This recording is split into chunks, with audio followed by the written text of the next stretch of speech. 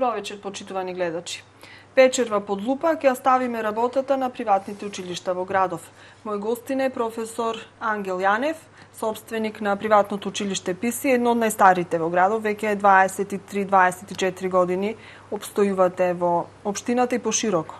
Така е. Добре дојдовте во емисијата под лупа. Побаве најдов, поздрав до вас, до ценетите гледачи. Јас се надевам дека ќе, ако ништо друго, дел од овие информации што денес ќе ги размениме ќе бидат корисни, ако не за друго да донесат некои одлуки или да го сменат или надополнат своето мислење поврзано со и околу образованието. Така. Провокација за ова вечерашна тема во лупа ми беше тоа што во последно време речиси да нема дете кој што не посетува некое приватно училиште во градов и колку навистина има децата потреба од тоа, затоа што ние кога барем растевме и учевме нашите генерации немаше приватни училишта и се она што како знаење ни недостигаше го надополнувавме на подруг начин. Се дружевме, меѓусебно комунициравме, разменувавме мислења, знаења, искуства и така натаму. Сега тоа веќе е изумрено, а можеби таа празнина ја надополнуваат овие приватни училишта. Можеби, делумно се согласувам. Еден дел од причините еве ги потврдувам во целата таа работа. Меѓутоа јас ова ситуација ја гледам малку поразлично. Еве ќе ви кажам еден пример со Англија. Случајно еве имаме таму кумови сме на пар кој што има две деца кои што одат 2 години, од 4 години до 6 години возраст, значи предучилишна возраст, се спрема за да се запишат во поелитно приватно училиште, како што се Нова Јахја, ќе имаме отприлика приватно дефинирани во Република Македонија. А паралелно со тоа се запишуваат и во приватен образовен центар, како што е образовниот центар ПИСИ во Охрид или Туторски образовни центар. И сега, ако гледате малку во одлуката на тоа семејство, тоа е едно од многуте семејства во Лондон кои што го прават на истиот начин, ќе кажете нема логика. Од една страна плаќаат огромни пари за да го запишат детето во приватно основно училиште, а повторно по плането го запишуваат во дополнително или туторско основно училиште. Меѓутоа и во немањето логика има логика или потреба или причини, не знам како да ги дефинирам тие работи, сепак има еден момент кој што ваквите образовни центри го надополнуваат. Јас ќе зборувам за образовниот центар ПИСИ. Идејата на почетокот да настане како таков образовен центар беше земена од ќе признам една јапонска емисија. Таму имаше слична на оваа емисија, дискутира за тоа колку учениците од средните училишта во Јапонија се спремат за да се запишат на факултет. Тогаш беше малку или малку повеќе потешко, бидејќи во ова посовремено време има на располагање многу повеќе универзитети во Јапонија и во сите градови на целиот свет. Тогаш имаше малку универзитети и година, 2 или 3 се спрема, не се чекаше, него се спрема за да полагаат приемен испит, за да на тој приемен испит се запишат на факултет. Сега што е интересното во целото тоа? За тие 3 години нивните родители од прилика ви кажувам, значи трошеле пари колку за правење на една куќа во Јапонија.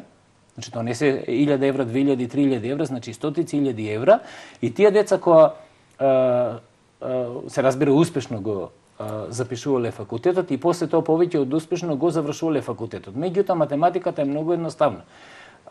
За година дена со вработување тие инвестираните пари ги враќаат нормално ако се вработени, а вработени се затоа што завршувале ексклузивни школи, и тоа е еден процес што има од една страна причина, од друга страна има последици. Така да не случајно тоа се случувало таму. И тоа беше основната идеја и ПИСИ овде кој почна да работи. Почна да работи како приватен образовен центар со идеја да помогне на сите оние кои што имаат проблеми со учењето на предметите поврзани со математичките и програмерските науки. Бидејќи ние претходно имавме обуки за работа со компјутерите, а тогаш беа во една зародишна или почетна фаза, меѓутоа ова се јави како едно продолжение на целата таа идеја. Успехот не се случи одеднаш, успехот го случија сите деца и родители на деца кои што ги донесоа децата и поверуваа во таквата приказна. Причината беше ние немаме доволно време да бидеме со нашите деца. Да ве прашам, да. Дали а и да имаме, значи не можеме да го следиме она што децата го учат на школа или не можеме да го следиме на начин на кој што учителките, наставниците, професорите го кажуваат на школа. И тука се јавува еден куртост, една нервоза во комуникацијата помеѓу родителите и децата, така да природно решение беше образовниот центар ПИСИ. Резултатите, јас нема да зборам, ќе зборуваат сите они кои што поминале низ образовниот центар ПИСИ, меѓутоа го гледам преку задоволството да многу деца се запишуваат прво, второ, трето, четврто одделение и остануваат по 10 до 12 години до прием на факултетот и прием на факултет.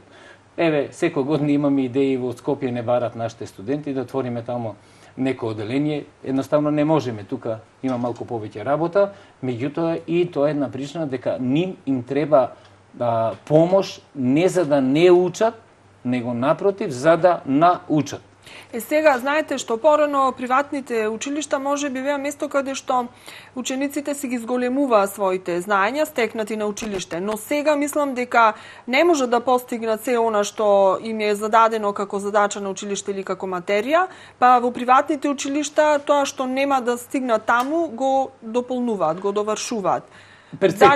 Дали е тоа во прашање затоа што реков речи си да нема дете кое што не посетува некое приватно училиште, на неколку курсеви оди, дополнителни, секако математиката е тука број 1, па потоа јазиците, па и останати некои предмети. Еве, јас со еден збор ќе го дефинирам. Значи, потребата, чисто сега, еве за гледачите да кажам дека со сите измени на законите за основно и средно образование, поврзани со Кембридж методологијата или програмите, како сакате, бидејќи се мешат малку тие два термини, децата имаат 5 часа по 40 до 45 минути во училиште. Од до година тоа се воведува и во средните училишта во Република Македонија. Според некои мерки 5 часа би биле потребни и доволни за да се постигне едно одредено знаење и за да немаат потреба да одат во дополнително. И тоа е, како да кажам, јавна тајна, можеби една од причините за воведување на сите овие промени кои што се во образовните системи, во регуларниот образовен систем во Република Македонија е негодувањето во знак наводници на одреден број на родители кои што дефинираат дека децата наши ги праќаме во редовните училишта, меѓутоа покрај тоа треба да плаќаме за да дополнителни часови за да тие го постигнат материјалот кој што е таму. Јас повторно ќе кажам, не се согласувам со таквата дефиниција или таквата потреба на работи, затоа што тоа е еден релативен процес. Зошто е релативен процес? Еве, вие сте родител, јас сум родител. Кој ќе појдем на школа, првото што го очекувам од наставникот да ми каже зашто го бива моето дете, каде имам проблем, ако имам проблем како да го решиме, дали можеме заедничко да го решиме во редовното училиште, ако можеме заедничко да го решиме што е решението на проблемот и каде е проблемот во целата таа работа. Но многу пати тука да ве дополнам, и самите наставници ти посочуваат, знаете што вашето дете по тој предмет не е многу вешто, значи му треба нешто плюс, пуштете го во некој од приватните училишта. Дали тоа дозволиво вака од еден професор да ти даде една таква насока? Значи тоа во најмала рака е неуспех можеби на наставникот што тоа дете не успеало да ја совлада материјата на училиште, па треба нешто дополнително да се прави. Некои вака ги дефинираат работите. Некои наставници намерно ги терат да одат во некој училиште затоа што дел од наставниците работат во приватните училишта. Има и такви мислења. Јас тоа го кажувам, значи јавно го кажувам, ги дефинираат работите кој како сака, на кој начин сака. Јавна тајна е. Еве, јавна тајна е дека во градот се плаќат за есеј. Јавна тајна е дека може да се добие петка на овој или на оној начин. Ама не во градот Охрид, ние не сме некој феномен, тоа е и во цела Република Македонија, на целиот Балкан, отприлика приказната е многу иста и многу слична. Меѓутоа, јавна тајна која што не е тајна. Ние сме сведоци дека има во одделенија, еве одделение од 27 ученици, има 25 скрос одлични и 2 одлични, ама со 3-4 четврки. Сега јас да ве прашам како родител, што тоа некој мене ми помага за да моето дете го насочам? Невозможно е прво сите петки Второ, било кој математик, еве 20, 30, 40 години образовен систем назад, напред не гледам и овде и во светот, не постои, еве да го поделиме на категорија од 1 до 100, на секој 25%, 25% одлично, 25% многу добри, 25% добри и 25% доволни. Еве доволните ќе ги тргнеме, ќе одиме кај многу добрите по 30% да одат, повторно е тоа некоја реална бројка која што треба да се очекува во рамките на реалното учење. Но сега голем е процентот на деца кои што се запишуваат во високо образование, во времето кога што ние студиравме еве пред 20-30 години не беше тоа така. Значи, не голем, 100%. Ајде да не речам и 100%. 100%. Да. Добро, ама тоа е... за да се запишат пак на некој од факултетите, потребни се тие оценки и тоа доаѓа тука како некој магепсан круг. Значи, одиме на оценка, не на знаење. Не само тоа, после понатаму и на факултетот. За да запише постдипломски му треба оценка, за да се вработи некаде му треба 180, 240 кредити со вакви оценки, со вакви и така натаму законските решенија мора да ги следат. Јас сум свестен за тоа, меѓутоа секој во сегментите треба еден на друг да се верува. И затоа се бориме за оценки. Со време знам, ама тоа не ни е оправдување, значи борење на оценки. Еве, стицаем околности, јас работам со дечињата нонстоп. Имаме ситуации во кои што од 5-то во 6-то деление доаѓаат огромен процент. Еве да не се играм со процентите, огромен процент на одлични и од 9-то деление, ајде ќе ги попуштиме на совет, ќе предат во гимназија или било каде, да ги запишеме повторно огромен број на одлични ученици. Моето прашање не е проблем, јас немам проблем ако се сите одлични, сите со двојки. За мене сето тоа релативно во целата таа работа. Меѓутоа не е релативно за психиката на детето. Зошто не е релативно? Дете во 6-то оделение доаѓа без прочитана книга. Треба да пишува, ракописот не му е добар. Значи јас не ги осудувам наставниците еден друг трет, значи дали го научил или не го научил. Меѓутоа очекувам како кога одам кај доктор да ми ги каже симптомите. Јас можам да барам прво мислење, второ мислење, трето мислење и на крај да кажам кај моето дете имаме ситуација во која што јас како родител требам и морам да му помогнам. Значи ние нас родителите ни помага. Дали така беше тогаш начинот на воспитување кој што тие го применуваа према генерациите кои што бевме тогаш, или пак и им дозволуваше нивното поголемо слободно време? Значи има и тука вистина. Ама во моето оделение имаше 5 одлични. Така. И сите 5 завршија факултети, сите 5 не бија... Ама и тие што беа добри завршија факултети. Значи тие добри што беа квалитетни имаа знаење. Без да ги омалуважувам другите. Да. Ама се разликува. И во училницата се разликува. Кој ги гледавме се разликува. Сега тогаш имавме ние секој ден по 4 часа до 4-то деление. Имавме повеќе слободно време, имавме време за учење, имавме време за игра, имавме време за дружење. Сега децата имаат по 6 часа, а пак не успеваат да постигнат се што им е како материјал да го обработат на училиште што го работеле, што е предвидено со програмите. Еве пред малку ви кажав за Англија, еве за Јужна Кореја. Значи тие одат во редовно училиште и после 5 до 6 сати одат или на спорт, или на музика, математика, комбинирање. Немаат време нашите деца тоа да го прават. Еве за Кореја ви кажу. Една од најразвиените светски индустрии. Мојата ќерка одеше на игрорна, сакаше и јас сакав, значи убаво и да се дружи, и да игра, и за кондиција и сето тоа, ама немаме време. Од обврските моравме да се откажеме од тоа. Мојата ќерка одеше музичко, тенис, математика, англиски, првак на Македонија беше во германски јазик, се откажавме од 3 работи, ни останаа 2 работи за да има повеќе слободно време. Повторно ви кажувам, одлуката е на семејството. Каде грешиме и како родители, но и како систем, образовен систем? Не грешиме никаде како родители. Јас еве и вам и себе и на сите родители би дал една единствена порака која што ја давам еве на сите родители кои што доаѓаат во ПИСИ. Најдете си малку повеќе време да бидете со вашите дечиња. Тоа време и треба, тие се мали, тоа се кревки души, тоа се психи во кои што ние често пати ќе се забораваме очекувајќи од нив да размислуваат како нас возрастните. Тоа е неприродно во целата работа. Тие немаат проблем, тие одат 5 часа или 7 часа, после тоа одат уште 2-3 часа, 10 часа. Тие 2-3 часа, дали ќе ги сработат со родителите, ако родителите имаат време и нерви и знаење да седнат со нив, или ќе ги сработат во туторски образовни центар како ние, бидејќи ние тој сегмент го покривме.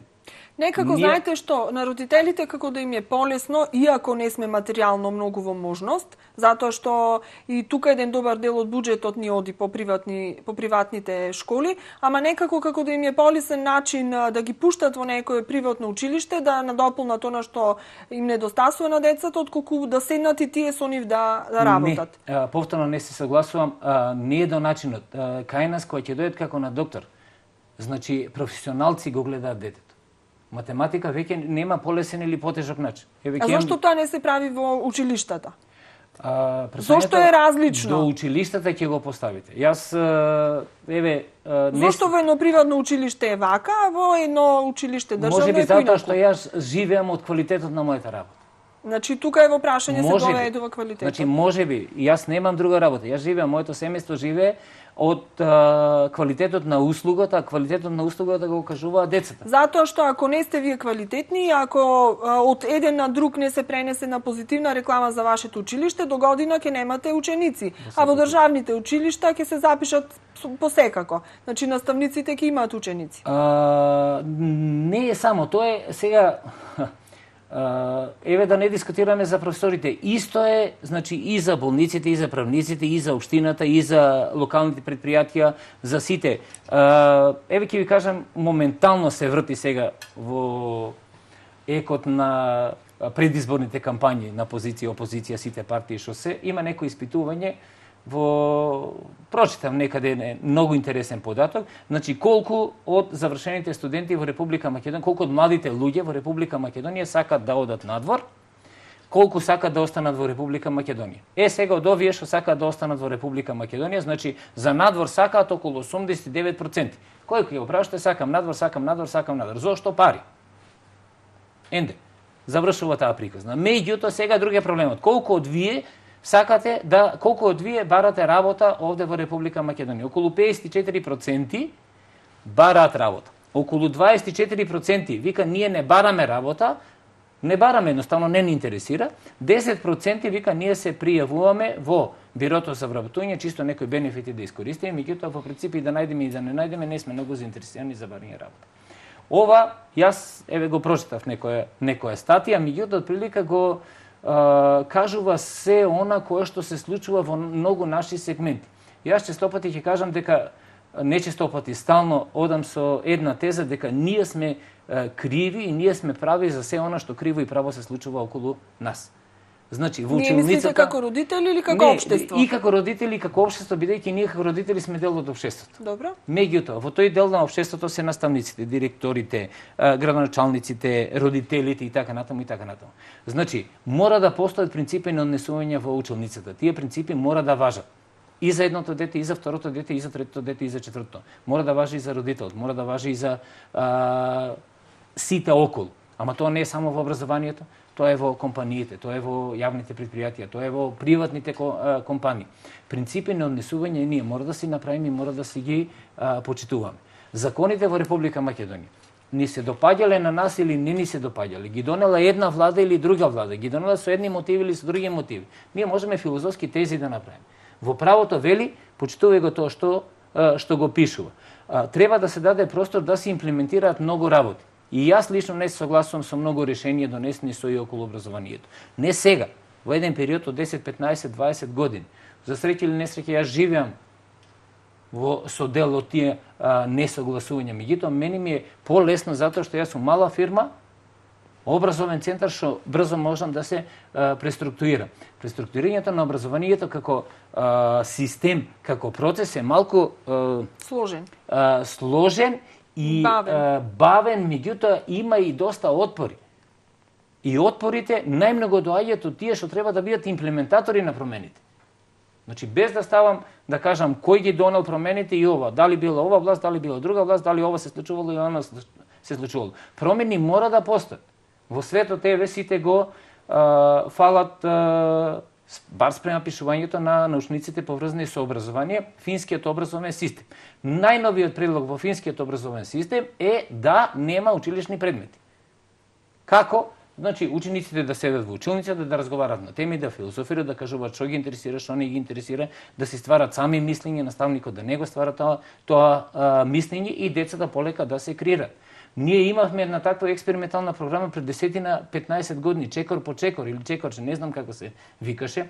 Таа програма отидоа некои родители, па потоа ги испиша, сака класичен систем на учење, на научување на предмети и така натаму, кај нас не заживеа како процес. Еве, кај финците заживеа. Финските деца спрема сите испитување, сите тестирање поврзани со и околу логичкото размислување, по предметите поврзани со математичките и јазичките науки, покажуваат, барем спрема овие званичните испитувања, покажуваат најубави резултати.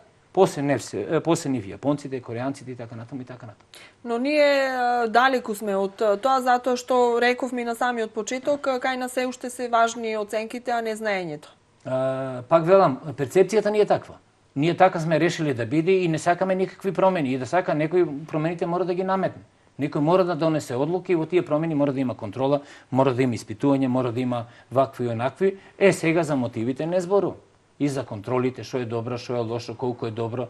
Дали утре, сега малку да не изгледа дека се префрламе од теми на теми, ние имаме во Република Македонија ситуација во која што кој ќе се префрлиме од понизок степен на образование во повисок степен на образование, ние не веруваме на оценките. Се разбираме. Ние имаме ситуација во Република Македонија каде што дипломата за изучен јазик за англиски јазик во Македонски образовен центар или во отворен граѓански универзитет во Република Македонија не важи. Не важи, а во законите за Македонија вели да, тоа е паралелен образовен систем или тоа е дел од неформалното образование, бидејќи се званично е формално, ова е неформалното образование, во кое што формалното не може да ги покрие, меѓутоа неформалното ги покрива. Меѓутоа не законодавецот вели вака. За да се вработите ви треба TOEFL, ви треба ова, меѓутоа не може TOEFL да го издава македонски образовен центар, може преку British Council или некоја светска реномирана. За германски јазик Гете, за овие имат ова, за овие имат ова и така натаму. Прашање дали утре медицинските дипломи од Република Македонија не можат да се издаваат. Значи, повторно не зборувам за политички одлуки, зборувам за некои ситуации што се случуваат. Јас, интересен им разговор, ние учиме и нашите деца, и во описи, и во школите, ги учиме од книги што се учиме англиски јазик, учебниците строго на англиски јазик правени за целиот свет. И сега доаѓаме во некоја парадоксална ситуација во која што мене лично ми требаат текстови за Охрид и за Македонија. А нема? Нема, не постои. Ние учиме за Биг Бен во ред, ние учиме за Лондон во ред, за кулите во Лондон во ред, ние учиме за илјадници ситуација, не учиме за Охрид на англиски јазик. Мене лично ми недостасува тоа. Ми недостасува во текстовите за германски јазик. Тоа се работи што можеме вака да ги направиме, за една година да уфрлиме. Дали во соработка со British Council и така натаму. Втора работа, неформалниот дел од образование. Повторно ќе кажам, вие мора да сте дел од светска организација која што прима сертифицирани сертификатори. Така да го дефинирам. И сега повторно истиот проблем. Имаме фирми за компјутери во кои што се изучуваат компјутерските науки, меѓутоа не се верува на нашите тестатори, се верува за меѓународно признати тестатори. Тоа е повторно не е решение, меѓутоа јас го гледам како последица од многу причини. Како што беа појавите на факултет. Некојаш беше тешко да запише медицински факултет. Уписот на медицински факултет во Република Македонија многу кошташ. После почна да се појавуваат вакви факултети, онакви, па приватни, па ова, па во Бугарија одеа студентите, па ако оде во Бугарија, зошто не тука, па се отвараа факултети дисперзирани, па зошто се отвара и така натаму. И луѓето почнаа некако да споредуваат неспоредливи работи, да споредуваат квалитетно образование со број на отворени. Да споредуваат, например, во Силиконска долина, ако имат 30 фирми што се занимаваат со информатичка технологија, да не се отворила 31 затоа што ќе немало квалитет. Сега тука ќе го поврзам овај дел од разговорот со моево прашање. Дали сметате дека во Охрид има преголем број на приватни училишта и дали со отварањето на се поголем број се доведува во прашање квалитетот? Значи, дали се оди на квантитет, се намалува квалитетот или не мора тоа да значи? И кој тоа го оценува? Значи, дали има некое тело кој што оценува каков е квалитетот на тие приватни училишта? Така, значи, каков кадар таму работи? Една реченица, квалитетот го оценува пазарот. Тоа е првата работа. Втората работа, значи, овие училишта, барем ПИСИ, значи и другите, работа според сите закони за правно работење во Република Македонија, регистрирани во делот на образование на возрастни и неформалното образование или образование со категорија на личности или граѓани што не се офатени во другите категории на формално образование на граѓански универзитети и така натаму и така натаму. Првата работа. Втората работа, како такви, сите инспекции си проаѓаат. Меѓутоа, ПИСИ како ПИСИ е организиран како туторски. Што значи тоа? Значи помош во дадени ситуации. Сега, настрана тоа што ние сме предавачки ориентирана помош, затоа што помошта се дефинира и оному кај што на некој начин има дупка во знаењето. Детето ќе го дојде кај нас во 7 оделение, има дупка 2, 3, 4, значи ние мораме целиот тој да се помине, значи остаток да се помине, материјал, да. За да дојдеме до некоја форма, за да тоа дете проложи без проблема. Не е проблем оценката, пак ќе ви кажам, проблем е траумата што се прави од една страна, тоа е негативниот дел од развојот на психиката на детето, а вториот дел е од тоа што многу деца веќе народски речено ќе окренат носот, мислејќи дека вредат многу повеќе од она што вредат, а никој попат не го кажува каде им е местото. Тоа е добро и за нив, и за нивните семејства, меѓутоа за град, за друштво во целина, и полесно ќе им биде утре. Значи, со други зборови, ако е за 2, нека биде за 2, ама некој нека му каже, да, вашето дете е за 2, дај да најдеме начин да го решиме. Ама знаете што тука се доведува во прашање колку реално се оцените децата. Значи, некој можеби ќе добие 2, а некој за истото тоа знаење ќе добие 4 или 5. Значи, тука веќе се прави... Го враќам муабетот на пред 10 минути. Училницата е клетката во која што се решаваат многу работи. За мотивите не зборува. За мотивите не зборува. Повторно, ние мора да се научиме да направиме систем на вредности во кој што ќе веруваме. Ќе веруваме прво од 0-та година до 6-та година, сме ги однале во градинка, ќе веруваме на васпитачите, од прво оделение до 5 оделение мора да и веруваме, од 5 оделение до 9 и така натаму и така натаму. Покрај семејството, сега не знам како ќе бидам сватен, ама се надевам во најубав контекст, кога се оди на родителски, кога ќе се гледат групното, да се побра, значи колку одлични има, ако има 25 деца, колку се одличните, групниот успех тука веќе има параметри по кои што параметри може да се гледат другите работи. Второ, пак јас го гледам искуството со родителите што доаѓаат кај мене, често пати разговарам, вика не ми е проблем за петката. Во секое време ќе има. Проблемот е малку повеќе. Ми треба ред, ми треба работа, ми треба дисциплина и накрај ми треба знаење. Сите тие работи, знаење, а знаењето е преку научување, не преку учење. Значи сегментот учење го имаат на школа, меѓутоа сегментот на научување не е така едноставен.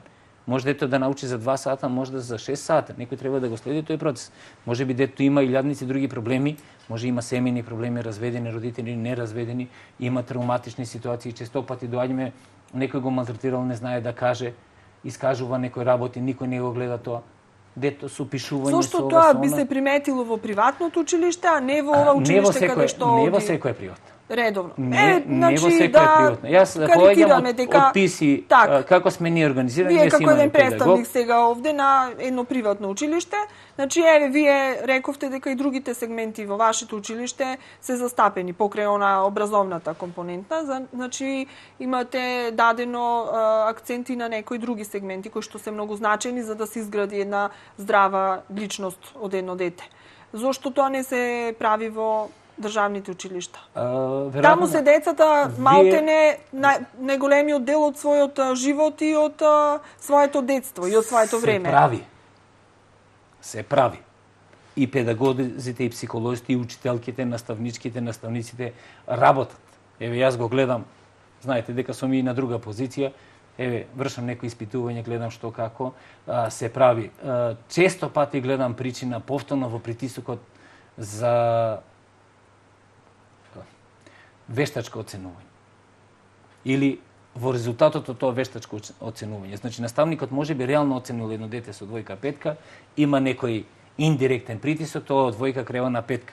Штетата е направена и за ова што има 5 од 5, и за ова што има 2 на 5, и за семејството на ова, и за семејството на ова, и за друштвото во целина. Се разбирам. Сега, кој ќе го санкционира тоа? Никој не сака да го санкционира. Никој не сака методологија да воведе за контрол. Зошто не сака? Еве, закон за екстерно оценување. Гледате, сега копијата се политичките копија се бијат тука. Едни велат ќе нема, а други велат ќе има. Екстерното како идеја е фантастична. Како технолошка реализација за мене има проблем. Но колку е и тоа реално?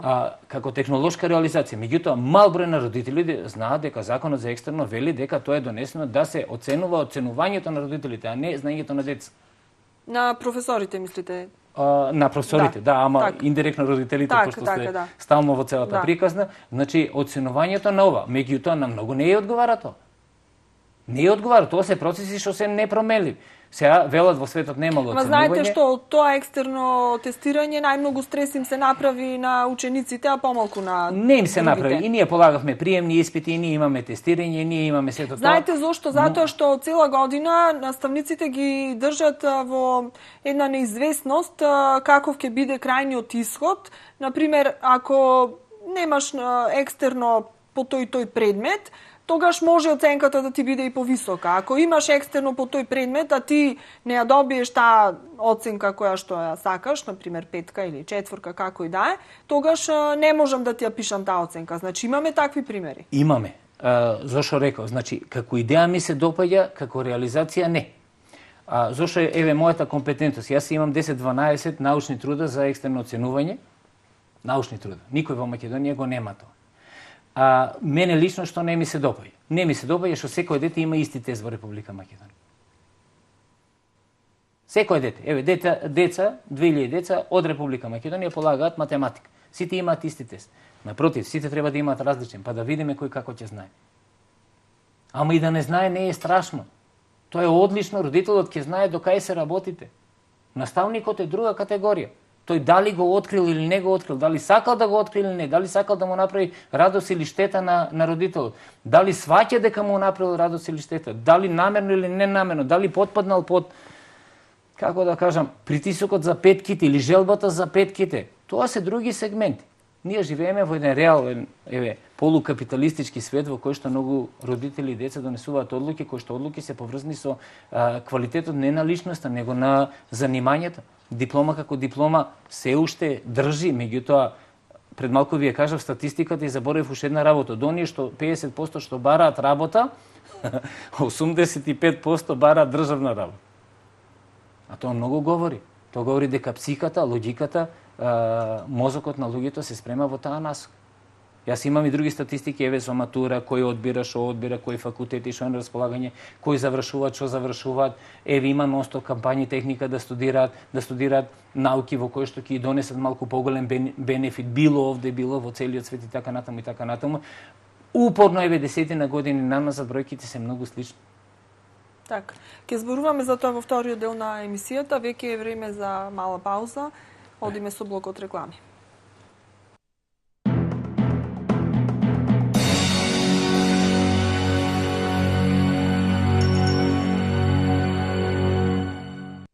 Експресни патишта. Ќе изградиме 5 нови експресни патишта со 4 ленти, од кои за 3 е распишана постапка за градба, за Ранковце Крива Паланка, Штип Радовиш и Штип Кочани, а во наредниот период ќе отпочнеме со градба на Охрид Пештани и Битола Меджитлија, заедно со обнова и проширување на влезовите во градот Битола. Ќе продолжи и градбата на експресниот пат од Градско кон Прилеп. Прочитаја програмата. Знаеш што е подобро за тебе, за Македонија.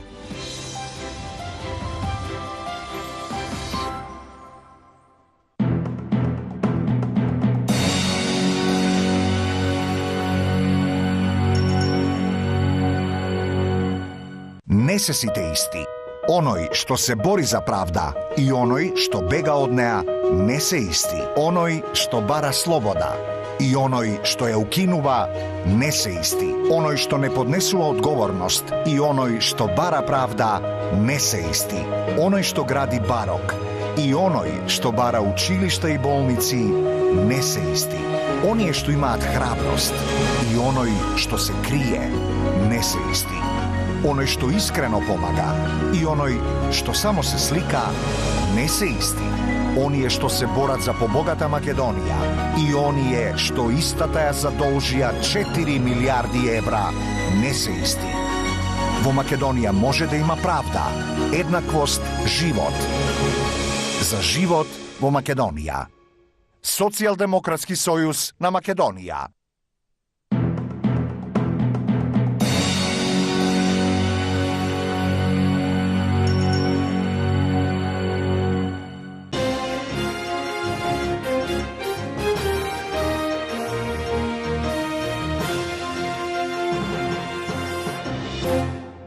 На секоја станица решаваш ново политичко прашање.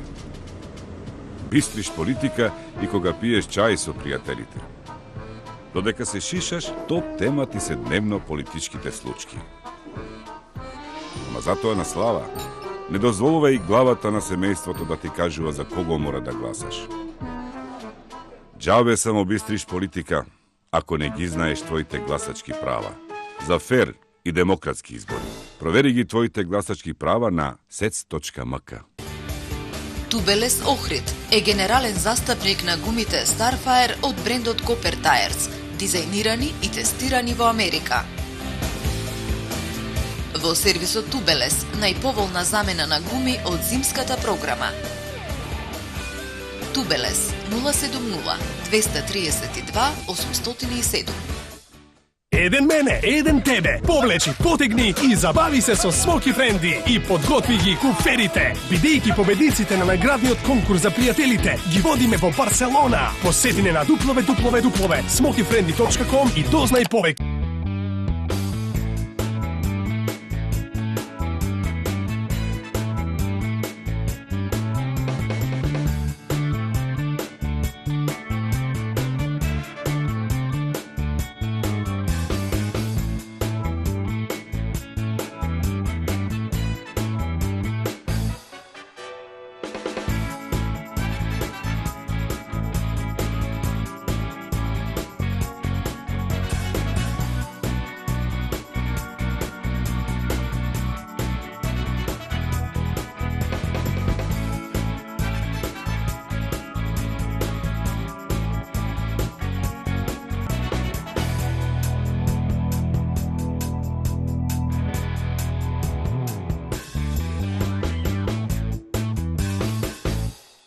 Секогаш можеш да направиш супа. Но можеш ли да измамиш насмевка? Да ја вратиш страста? Да подариш топлина?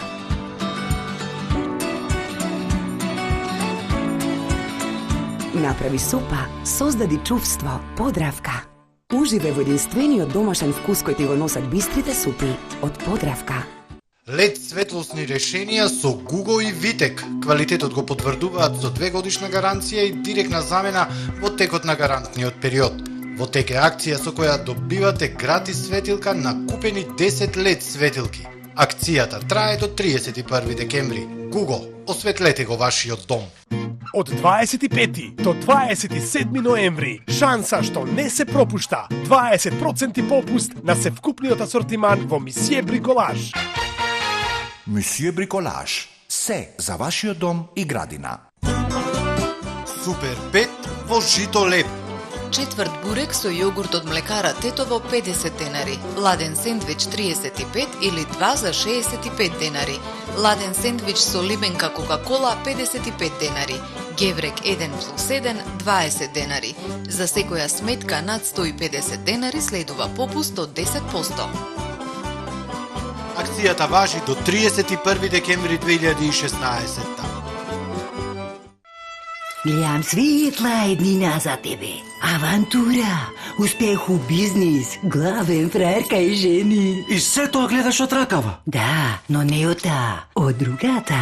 Red Bull ти дава крилја.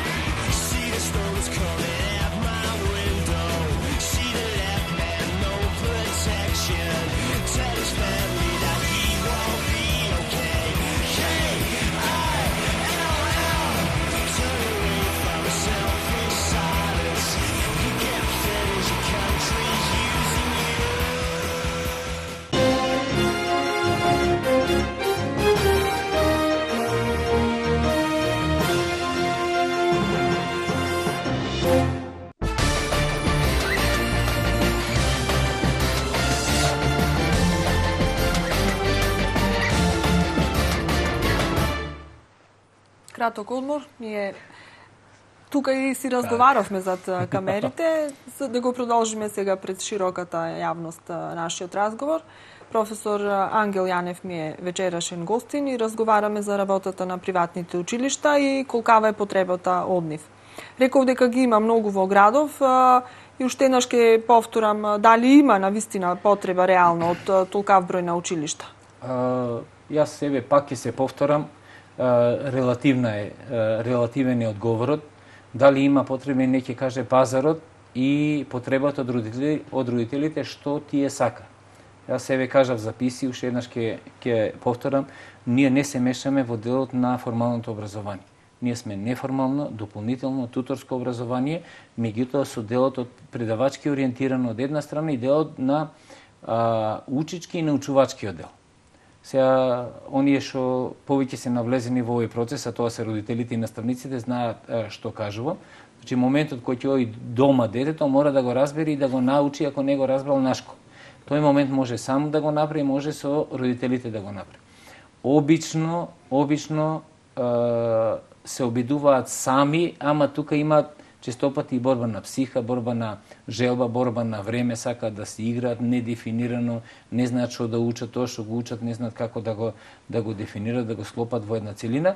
Ние го покриваме тој сегмент. Значи, еве, нескромно е за Охрид и за Македонија сигурно сме единствени, може би овој дел Европа, може би цела Европа, значи, без да преодуцирам нешто посебно, бидејќи енергијата што ја трошиме како резултат даде и дава одлуки кои што се повторно во корис и на семејствата и на децата. Ние кои дојдат кај нас да се запишат, никош не гарантираме петка, ние не продаваме петки. Не гарантирам ни единица, ни двојка, ни тројка, ни четворка. Меѓутоа гарантираме една квалитетна работа, професионална работа и молба до родителите да веруваат дека после 3, 4, 5, 6 месеци или година 2, сето тоа ќе го склопиме во една целина која што ќе даде производ. Тој производ е спремноста на детето утре да се запише во соодветна, поелитна средна школа и да си направи еден убав избор да се запише во поелитен факултет. Кога сме кај факултетите, тука топло препорачувам, бидејќи и овде и во светот најбарани се природно-математичките науки, меѓутоа, еве гимназиски да се изразам, тоа А и Б. Едните се насочени кон медицинските науки, другите се насочени кон техничките науки. И едните, и другите има работа и во Република Македонија и надвор од Република Македонија, платите се релативна работа, повторно ќе кажам. Потоа изборот е на секој индивидуално. Сакав да ве прашам, кога ќе дојдат децата во вашето училиште, многу е важен и онај психолошкиот момент, затоа што генерално доаѓаат за да ги надополнат оние празнини кои што ги имаат во образованието.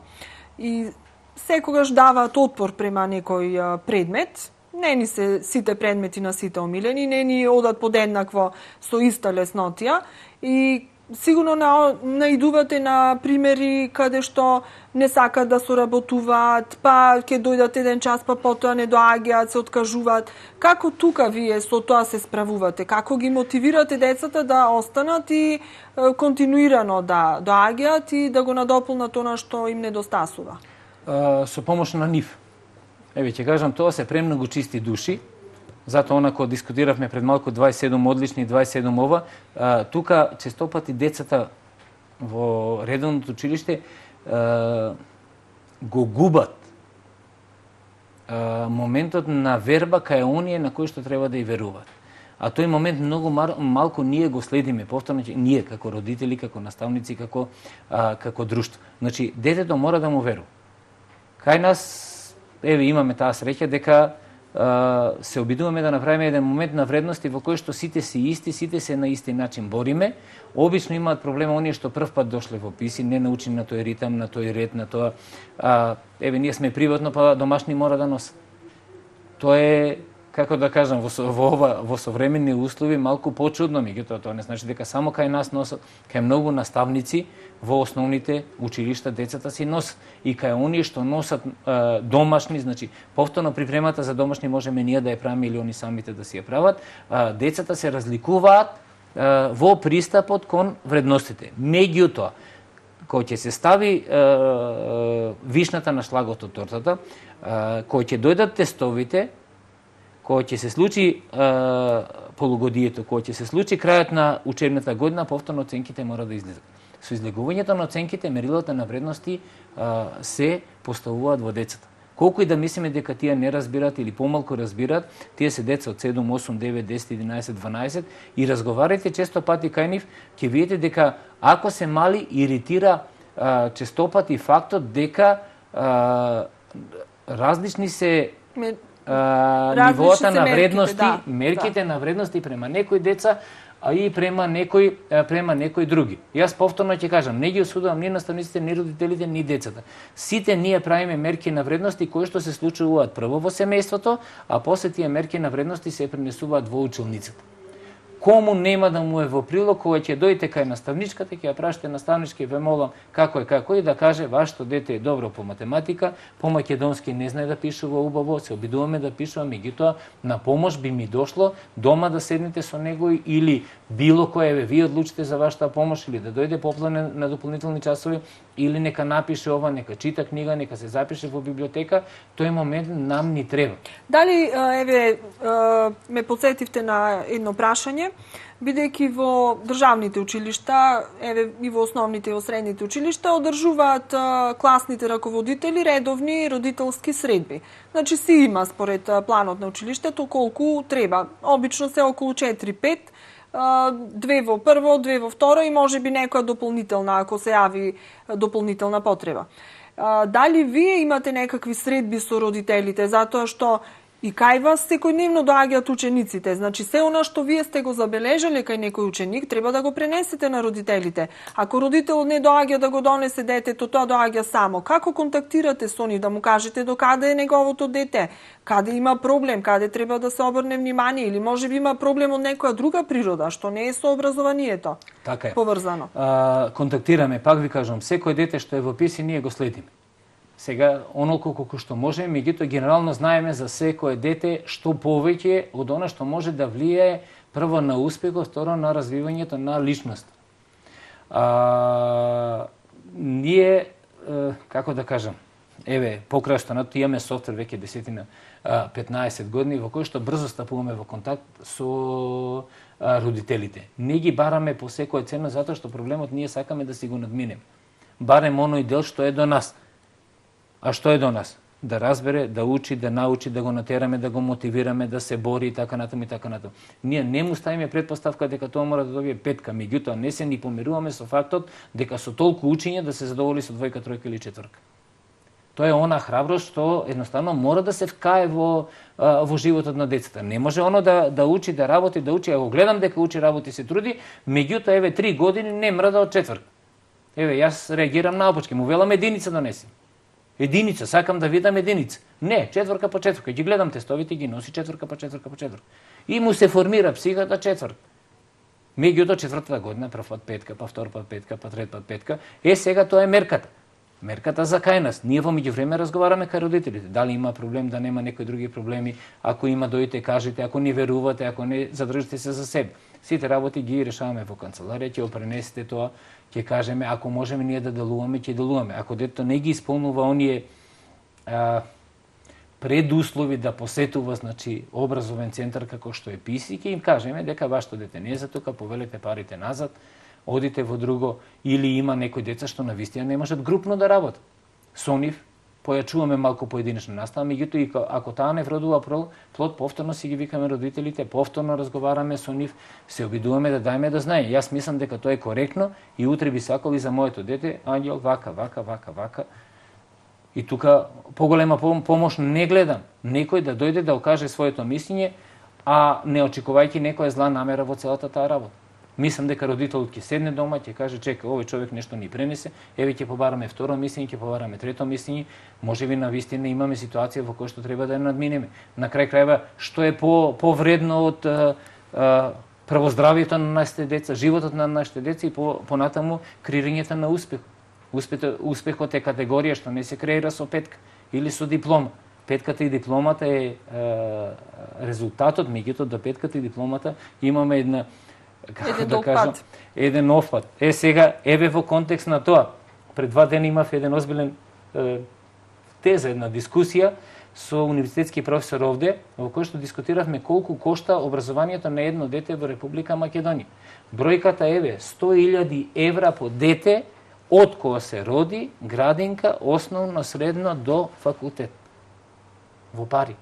Државата Република Македонија настрана од овие дополнителни процеси што се поврзани со процесот на образование до обука на децата. Така. Затоа, најмалку како родители што можеме да очекуваме е некој да ни каже, да ни дефинира ако има проблем. Сега јас зборувам од позиција, бидејќи многу родители не го гледаат така, нема ни да се согласат со мојата теза сигурно. Петката повторно ќе си биде примарна во целата работа, меѓутоа мене лично ме радува фактот дека проблем за петка нема во Република Македонија, ама проблем за знаење си се борат родителите. Одлучуваат, донесуваат одлуки, а после тие одлуки се за факултет, за универзитет, за работно место, за поголеми шанси, за помали шанси и така натаму. Па малку се испоместени вредностите, треба да ги вратиме на еден вистински колосек, повеќе да се работи за знаење отколку за оценки и потоа ќе си дојде се на свое место. Се работи, јас пак ќе кажам, притисокот е вештачки се прави, се работи, не може, контактирам со многу, ги гледам и децата што доаѓаат и кај мене, различни се вредностите. Никој не очекува од еден наставник во оделение да може сите да ги научи за петка. Невозможно е. Колку и да сака да се обидува, тоа е невозможно. И јас не можам. И никош не сум си направил таква цел. Меѓутоа, можам да го охрабрам да еден дел од тоа што јас не можам, самиот си го направи дете. Значи, некојаш и двојката е петка. Некојаш и тројката е петка. Некојаш, знаете што, кај различни деца, различни нешта ги стимулираат за понатамошен успех. Кај некого двојката е стимулација за да седне да учи, да научи, да се докаже и покаже, а кај некој пак може би ќе го стимулирате со тоа што ќе му пишувате петка, а тој не е за петка, па ќе се развие кај него една грижа на совест, па ќе сака да се докаже. Да, ама тоа е повеќе бар, струшно, некако технички си ја мамиме психата, според мене.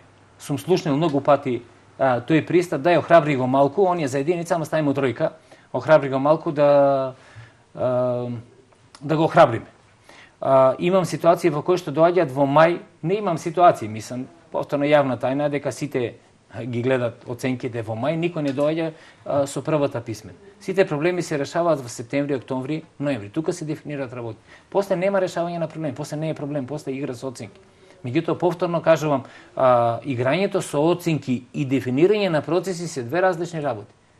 Процесот на верба на наставникот, еве да ве вратам и вас и мене во некое наше училишно детство. Никој не се сомневал дека некој е оценуван на начин на кој што треба. Нормално имало врски, меѓутоа имало врски за една оценка, за две оценки. Так. Ме сваќате? Ама не беше толку евидентно. Не ми е проблем врските. Сега не знам како ќе ме разберете вие или слушателите. Проблем е што никој не размислува каква е осетлива психиката на детето. Никој не размислува, доаѓаме во ситуација, повторно нема да се сложат голем број на сограѓани наши. Септември почнува учебната година на 3. На 4 еден дел од родителите вика ние уплативме на одмор 10 дена. Никој не гледа психата на детето дека тие 10 дена го рушат целиот образовен профил на детето. Тие 10 дена се првите дена. Подсетување, воведување во новите програми, воведување од летниот одмор. Тие 10 дена му завршуваат цела година. Нема проблема. Тоа нема проблема, има толку проблеми после.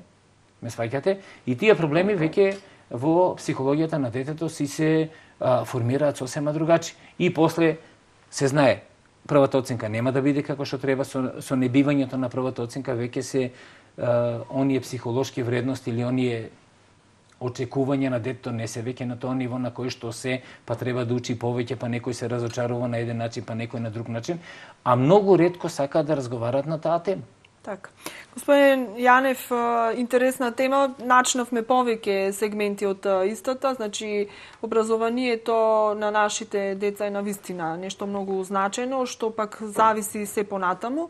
и како и едно општество на крајот на краиштата ќе се развива и во кој правец, зависи од квалитетот на генерациите кои што доаѓаат. Благодарам за ова учество во Лупа. Бевме, се надевам, интересни за гледачите, затоа што нема кој не го тангира образованието и оваа тема.